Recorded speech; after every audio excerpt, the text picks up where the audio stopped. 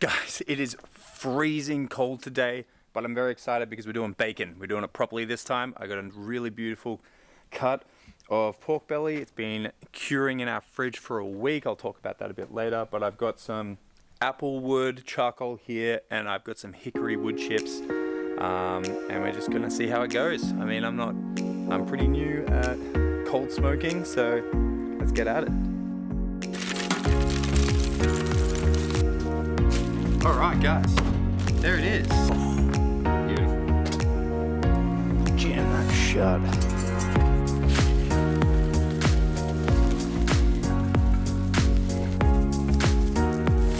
Ooh, unison. Yeah, straight to the pile.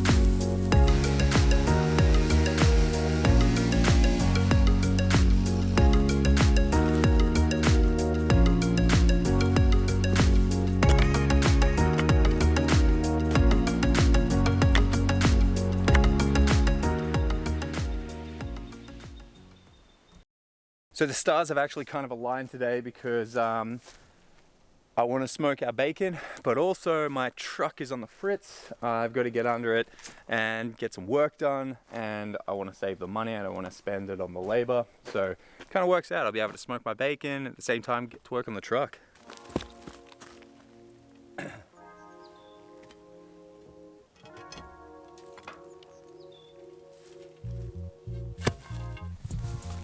Okay, I have some wood chips soaking right now, and we're going to try a couple of different methods, guys. I want to place some of the chips directly on the flame, on the charcoal, but I also want to try putting a tray over the top of them and putting the charcoal on top to like get a slow roast going. So I think if I do a bit of both, I'll get more smoke over a longer period of time, because the ones in the tray will just smolder and the ones on the charcoal will burn through pretty quickly typically. That's generally what happens, but at least if the ones on the tray aren't doing anything, I won't be wasting my time. So we're actually ripping right now. It's okay because it will cool down very quickly.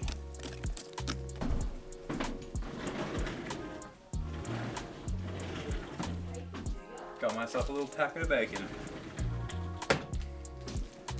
All right, guys, there it is. So we've got a good chunk this time. As you can see, it's pretty flavorsome. I'm not gonna give the recipe for the brine because honestly, I don't know how it's gonna go. I'm gonna wait to hand over the recipe when I'm confident with what I'm working with. The first one I did ended up being a wet brine that was just like, it was sitting in the moisture the whole time. No oxygen, nothing. This one was meant to be a wet brine, but if you look, there's no moisture anymore. It's completely absorbed all the salt, all the moisture, and today is smoking day. I'm not going to leave it any longer because that, I don't know, that just gives me, you know, if I have messed up the mixture, that gives me a little bit of anxiety. So I got to wash all this off now, and then this will just be going straight in the smoker. Ooh, man, look at that. Reuse this bag, there's no reason not to. Put the weight on it. It's pretty windy at the moment. I need to get all of this off. You can see, look how thick that is. It's so nice. If I leave this on, it will make the bacon way too salty. All the salt has penetrated. That's what the brining process does. The salt has penetrated straight through into the meat, hopefully the whole way through, so we'll get a pretty even flavor all the way through. And that should be more than enough. Oh, there's a nipple there. That's a reminder that this is that's homegrown meat, isn't it? Alright. That's ready to go on. Oh yeah. Oh. Can't wipe the grin off my face right now.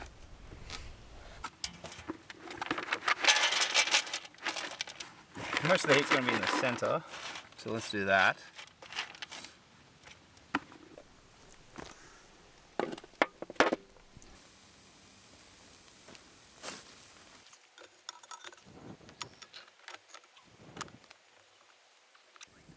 Looking good.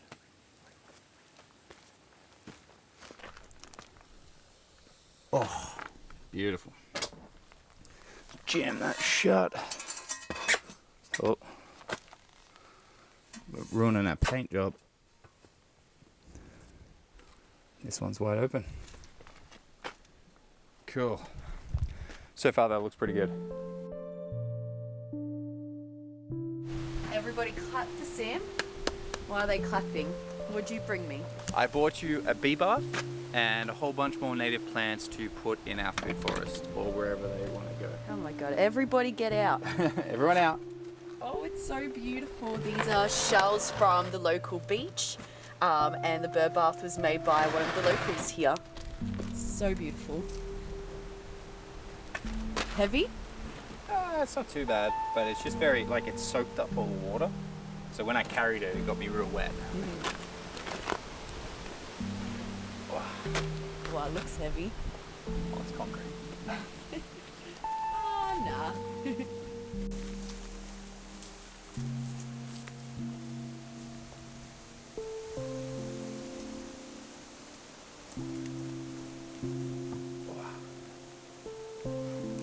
Well done, Eris, you helped. Thanks, buddy. Oh, it's heavy. Why didn't you tell me it was heavy? So beautiful. So it's going to be a feature somewhere here, which I think we're going to need more soil here for the plants, because they're not really coming up because they don't have anything to live in.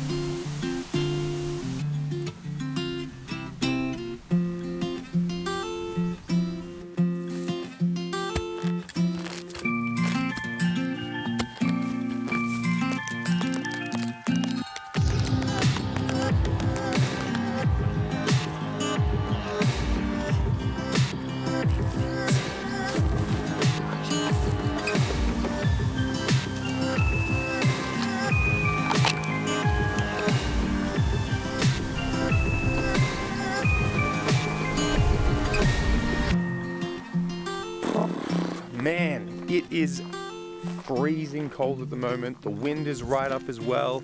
It's just one of those days. But I've still got to move everything. So we're moving the chooks today. They're moving over to the second section. We're packing up all this stuff. I've been sick again, guys, twice in the last 3 weeks. Packing this up, and then we're giving the sheep a new paddock. They've actually already gone up the top there. I'm still not 100%, but I had to get them moved, and I didn't record that. I apologize. I'm sorry. But it was absolutely more important to make sure the sheep were on fresh grass. So today we're moving them to the second spot, and the chooks are going right here.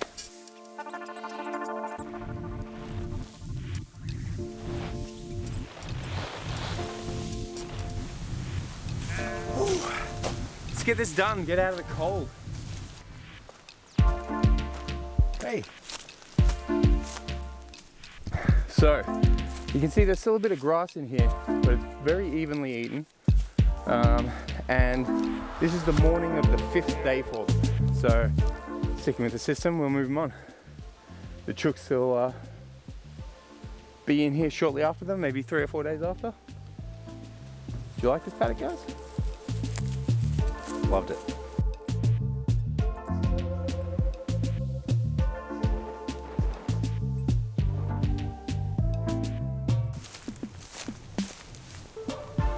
Beautiful long grass, but it's so thin. It looks like it'll last them a week, but you can see why I want to get the chooks up here. This is getting a bit more nitrogen in to thicken up those clumps. Get a bit of diversity with some nitrogen. This place hasn't had any nitrogen. This is where, soil-wise, the most improvements are to be made. Look forward to it.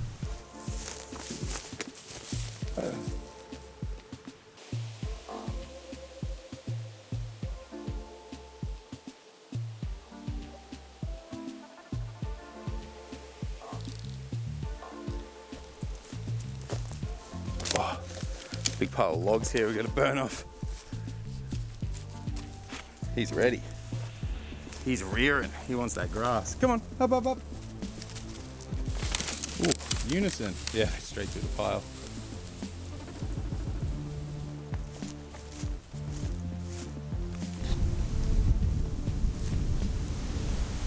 Beautiful. Oh.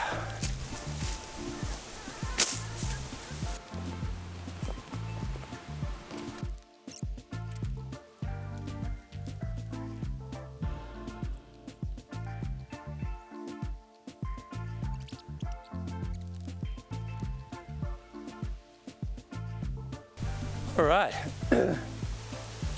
ready to bring them in? Let's do it.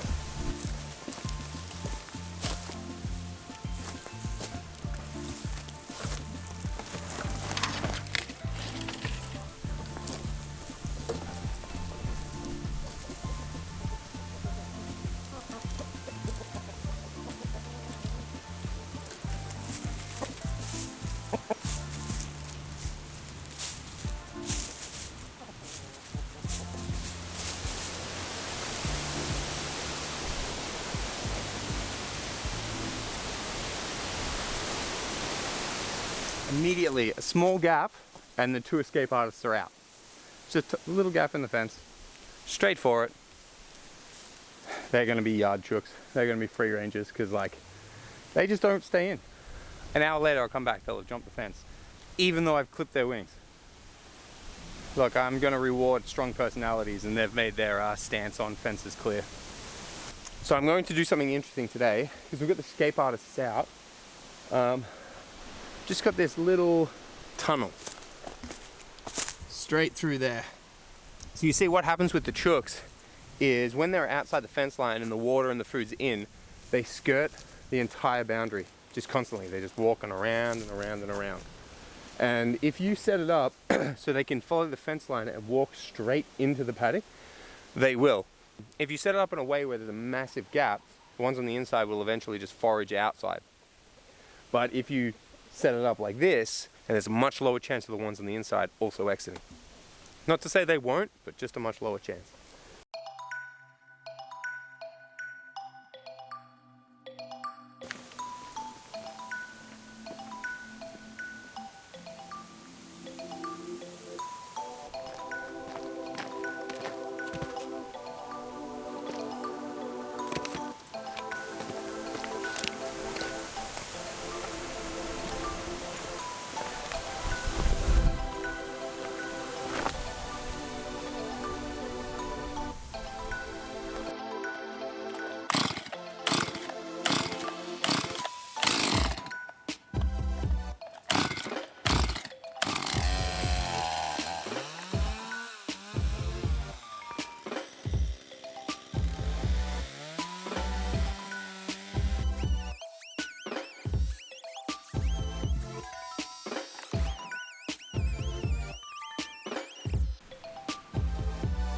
That's what happens when you try and cut with a blunt chainsaw. Well, hopefully we fix that.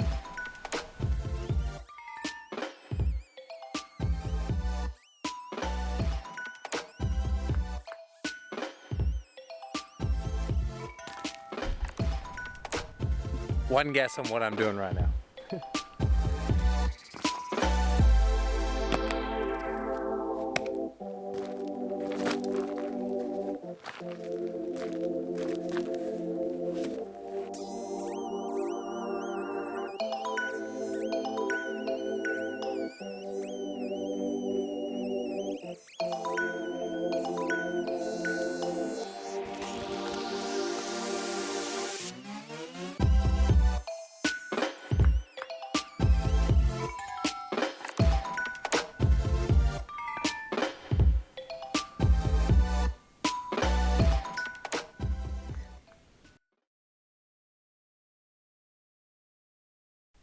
Not sure if I documented it or not, but I saved this bottle brush from all of these vines that were just suffocating it and killing it. So hopefully that'll bloom this season.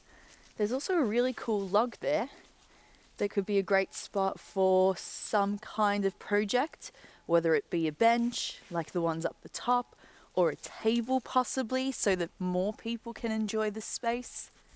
All I know is that I have been really enjoying coming down to this food forest, adding in some new varieties. We've got some native ginger, we've got some violas that are going to be some great native ground cover, and also another plant that I'm adding into the food forest at the moment.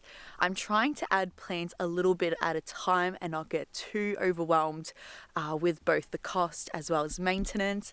So the food forest will be growing slowly, but I'm really happy with how it's going so far.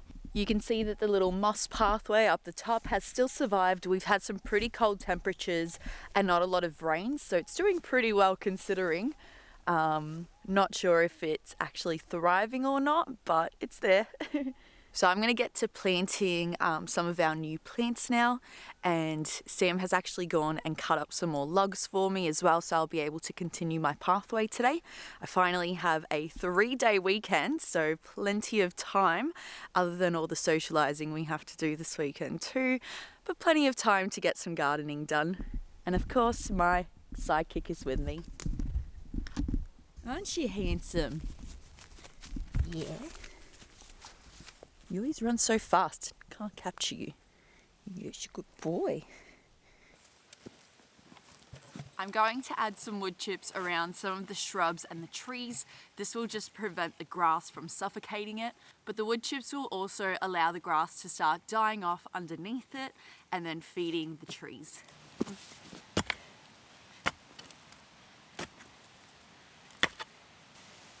Stumped as to why the pepperberry didn't survive. I think it really was not cold enough here.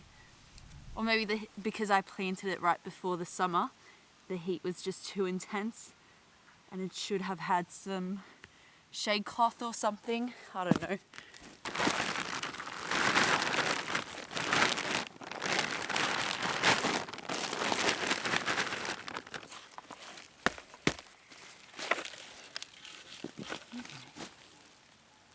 Lovely.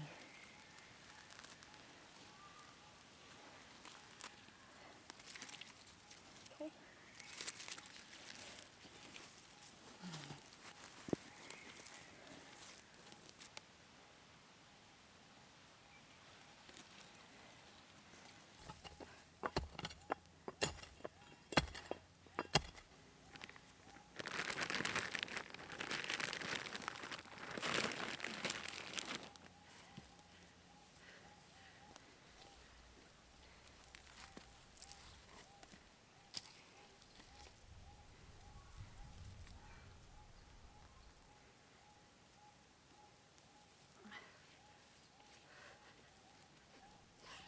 So that one will eventually take the place of the one behind it, and it'll have its own flowers and berries, but it'll be edible. Remember I prepared this area?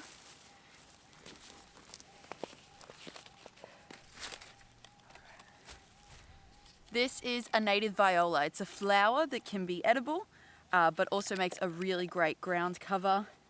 It's good on slopes or cascading down steps, which is perfect. Excellent ground cover and grows in most soils. It's also frost tolerant, so that's going to be great as it establishes over winter. Oh, the soil here is so good because this soil has been worked and then it's had wood chips over it to keep it moist. This plant's gonna have a great time. I've picked off all the flowers just to give it time to establish its roots before its flowers, but I do have some to show you. So this is what its flowers will look like. Aren't they pretty? But this will trick the plant into thinking that it's not dying, because plants put out flowers upon their demise so they can continue living on. Native violet. All right, it's time to go check on the bacon. The day really turned a corner as far as temperature. You can see I'm rugged up right now. I'm in with the fire and I've just been coming out intermittently. It's windy too, man. Wow. There's some power in those. Woo. Let's see what this bacon looks like. Oh man. Oh. All right, look at that. Oh my God. So it's not completely done yet. Man, it's so jiggly. I smoked this one for a short amount of time than the last one. So we're gonna throw this one in the oven, get it up to temperature, and then we'll see how it's come out. Man, look at that color though. So the bacon actually got to 48 degrees, which is like 12 to 15 degrees off where we want it to be. So I'm gonna call it a success, as far as I'm concerned. I'm looking forward to eating this bacon.